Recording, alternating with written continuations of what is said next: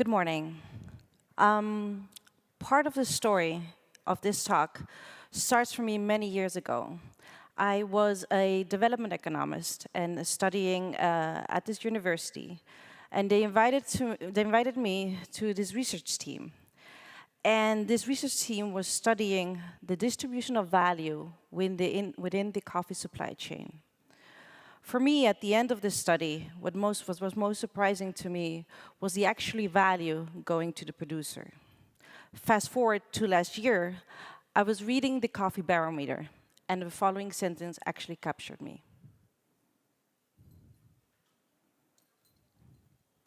It said, currently, the average drinking coffee export value is less than 10% of the 200 billion revenues generated in the coffee retail market. And it's this percentage that, again, just left me starstruck, to say. Because it was, again, the same question I was asking myself years before. How can we capture more value within these producing countries? So many of the producers are always looking for different market opportunities. And it's within these market opportunities that they're trying to obtain a certain price, which enables them to give that return of investment with a specific profit margin. Many of these exporting countries have focused on exporting their product because the majority of the consumption lies within the US, Asia, and in Europe. Many of these exporting countries have strategically invested in specifically positioning their coffee in those consuming countries. And those can be from different sort of angles. You have environmental condition or environmental characteristics, for example, as Costa Rica, or attributing a certain value to their specific coffee, for example, good quality coffee in Colombia. All with the specific intention to create a larger demand for their coffees for these buyers and consumers. Now, within the following study of Prome Café, which is a coffee program in Mesoamerica, part of the ICA, which is the Institute of, let me recommend this, the Institute of Inter-American for Cooperation on Agriculture. And within the study, the following was shown. Costa Rica exports 51% of their country to one particular country, followed by El Salvador, which exports 41% of their coffee to one particular country. This actually shows that the countries are highly dependent on consumer habits of that particular country. Honduras, in this matter, showed that they were more diverse. Only 27% of the coffee went to that particular country. So they have much more different market outlets for the rest of their coffees. So the question was for me, what about the consumer habits within these countries? How is specialty coffee evolving? Could specialty coffee actually be, for producers, a viable option within these countries? Let me show you the following.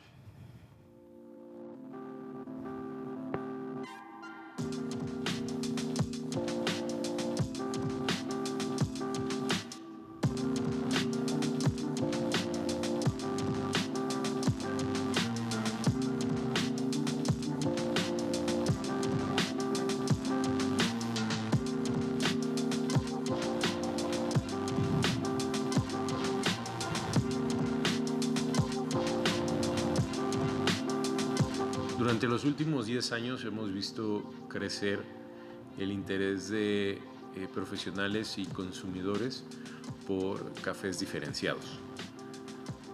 Esta curiosidad se dirige o tiene muy diversas expresiones. Cada vez se estila consumir más cafés filtrados y se utilizan más los filtrados manuales que los automáticos. Se aprecia, como siempre, el espresso y las bebidas con leche, aunque cada vez con una mayor exigencia y de parte del consumidor acerca de la presentación y calidad tanto del café como de la leche misma.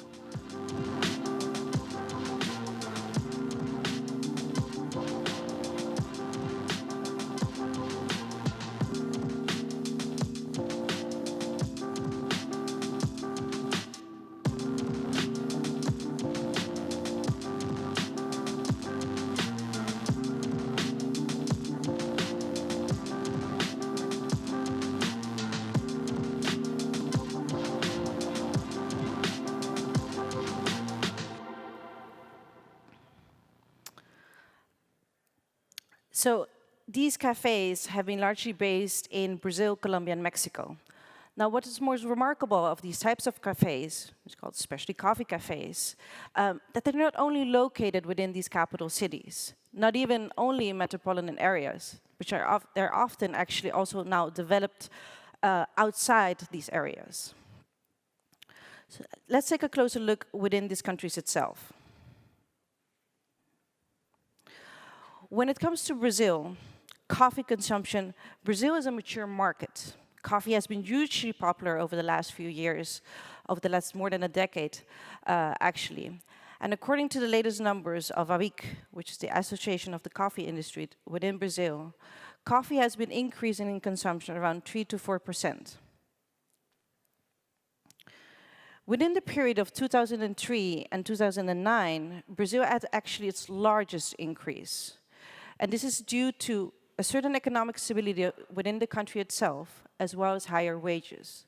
It was these higher wages that actually allocated this lower social class, which were around 20 million Brazilians, to a new middle social class. And this new middle social class attributed actually to around 95 million Brazilians. What did it actually meant for coffee consumption? Well, this specific middle social class grew in 2003, which were around 37%, to the share of consumption value, all to 42%.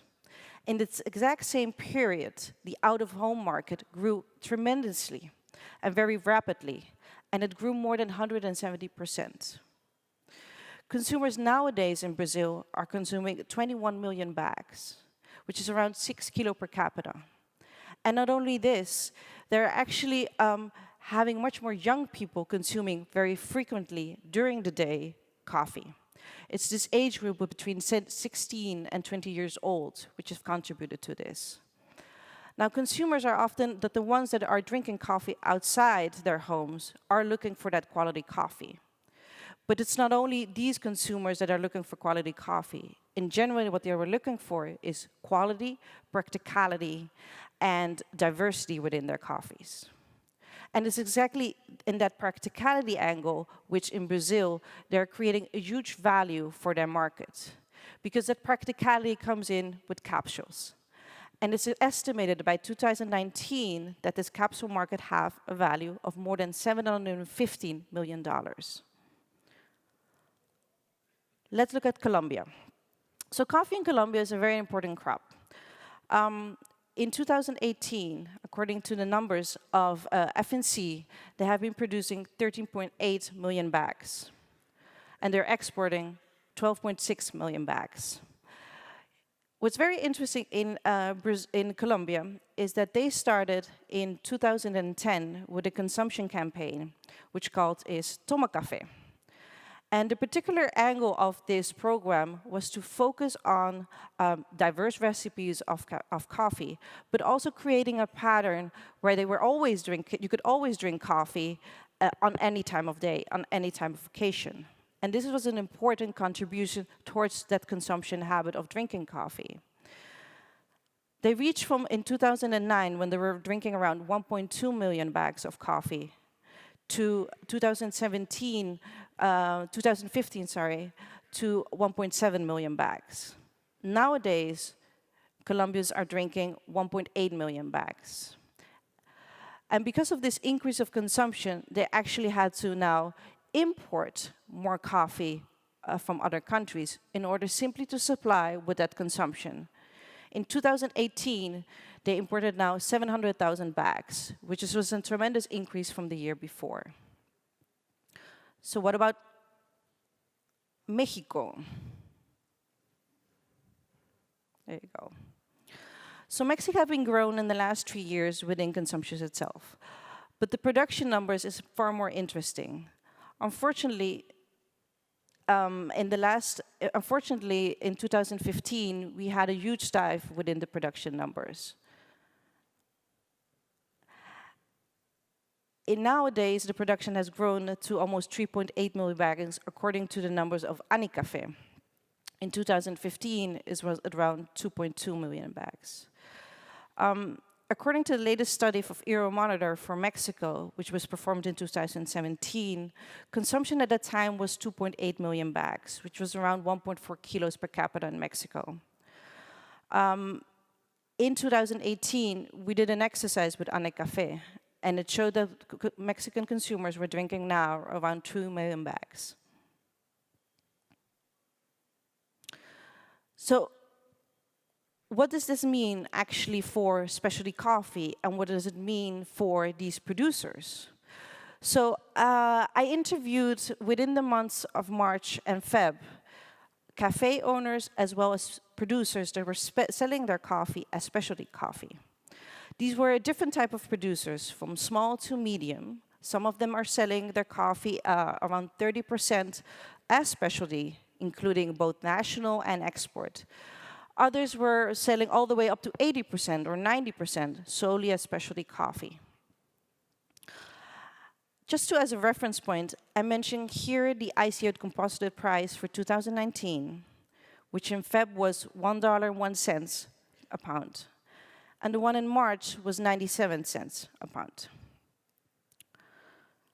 Let's have a look at Brazil. So again, these are producers that have specialty coffee and sell their coffee on the national market. On average, from the case studies that I interviewed, it was an internal price of $1.25 a pound. In comparison to the export price, which they were selling around $2.55 a pound. Within the calculation of the export price for Brazil, which I also took into consideration, was now the recent Transparent Trade Coffee Guide.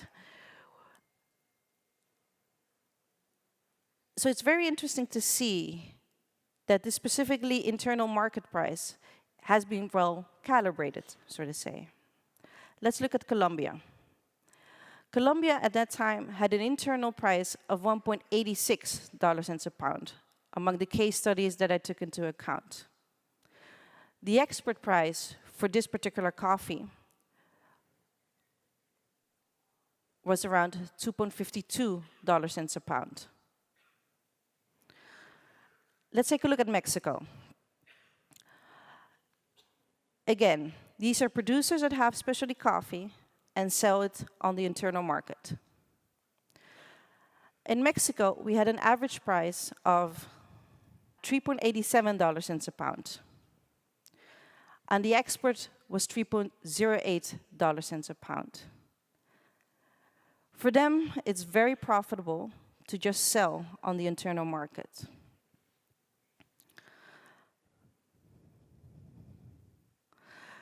So what does this actually mean for the future of these producers? When interviewing these cafe owners, they've often explained to me they have a certain vision when it comes to these coffees on the national market. It's simply for them being able to buy the specific coffees and wanting them to sell these coffees on the national market, the best quality coffees of their countries to their consumers within their environment. Often for these producers, it's also much more easier to do business with their fellow citizens, with their fellow colleagues, so to say, of the industry. Business becomes easier as you talk the same language, you share the same culture.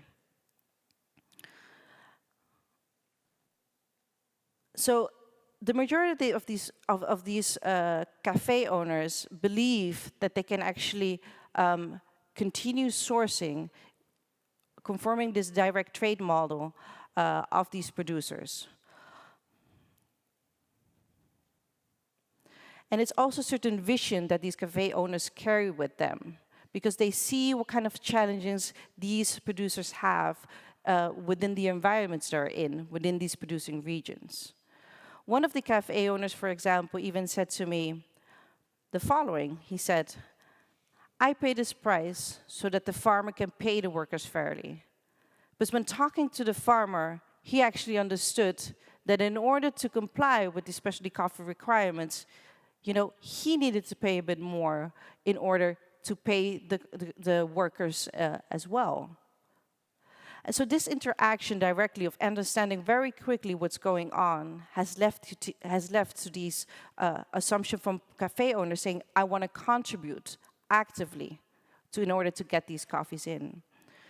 Another comment that was made was, the amount of dedication and time the farmer spent on this farm is worth this price. So what does that mean on a larger scale? How is this really a potential within these countries? For this, we need to look a bit closer to the country itself. In Brazil, we have a population around 209 million people. The majority of the people, around 85%, live in these urban areas.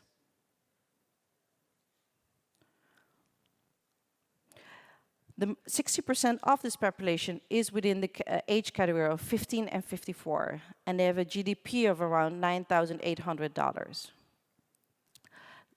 Colombia. Colombia has 49 million people. Again, also 80% of these people live in urban areas. And also for them, they have an age group of around 60% between 15 and 54, and the majority within 25 and 54 years old.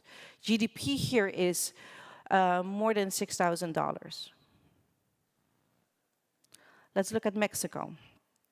Mexico has a population of 129 million people. Also here, the majority live in urban areas, around 80%. And around almost 60% is in the age group between 50 and 54. And the GDP is around $9,000. So what was interesting to see is that actually, again, coffee to produce a pretty inelastic product. As the people, with their salaries and with their income, they're able to pay for these coffees. So what does this actually mean when they are consuming and are spending on coffee?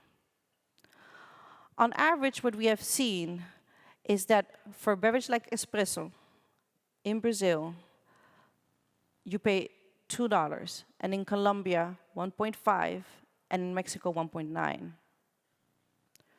A cappuccino goes for 2.5 in Brazil, 1.8 in Colombia, and in Mexico for 2.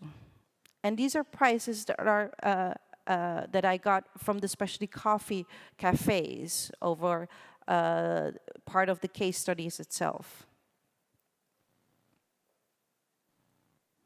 On the filter beverage, we see for Brazil 3.5, for Colombia 1.8, and for Mexico 2.2. So as we can see, people with these incomes are able to spend and are willing to spend for their coffees this particular price. So let's hear more a bit about the habits of these consumers, particularly for Mexico.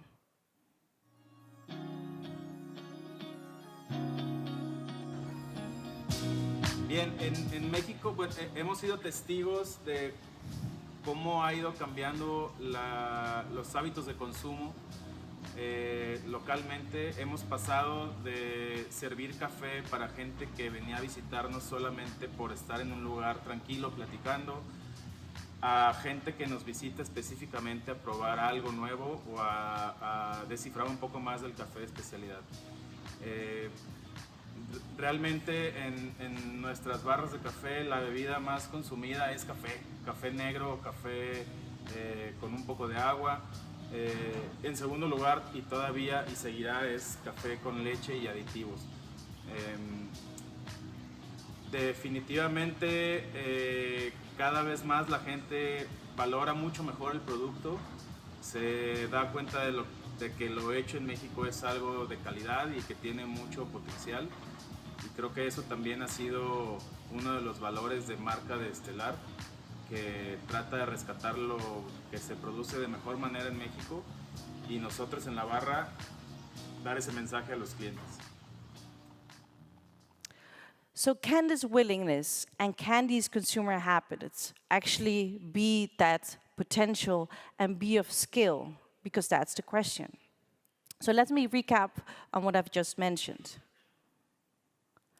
So the producers are obviously very motivated. They have seen this uptake within their countries, and they're seeing actually a different type of income that they're generating.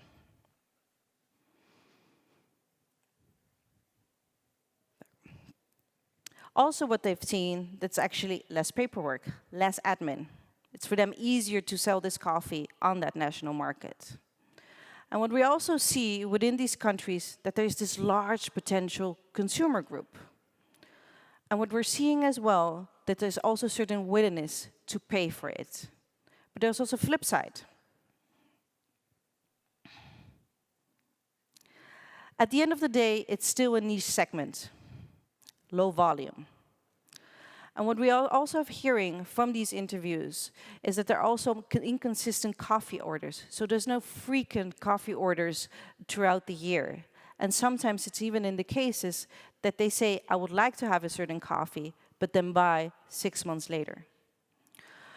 And an important one as well, that for these countries, citizens are also worried about the certain conditions which a certain country has, and that instability leads to that certain uncertainty. What also has mentioned by specifically these small, medium entrepreneurs, that the credit schemes they have, they don't have that much access to it. So setting up a business, starting up a business is quite difficult, even expanding it. However, can then, with these circumstances, can the specialty coffee grow much more within these countries? And is there that potential, and is there that scale? I actually think so. So from what we have seen from mature markets as Brazil and campaigns in Colombia that have been focusing on creating much more supply of much more coffee consumption, we can see that this actually pays off. With these campaigns and with the support, you can see that coffee consumption have increased. And this can actually be that motivator that special coffee needs, because it can benefit from these campaigns when these campaigns will focus specifically on specialty coffee and specifically on explaining to consumer what specialty coffee is and what it entails in terms of production. At the end of the day, what we're seeing is that in all of this, these cafe owners, with their staff, are creating a certain change and a certain change in consumption pattern of these consumers. They're explaining to them what specialty coffee is and what the specialty coffee production looks like. These cafe owners, with their staff, they're becoming those influencers within the equation of adding that added value to the consumer, to the producers. And it's this particular added value which producers are receiving, which are able for them to secure their livelihoods of their families and their communities. So they're willing, and these countries have a huge potential. The question is, can we continue to build on this? Thank you.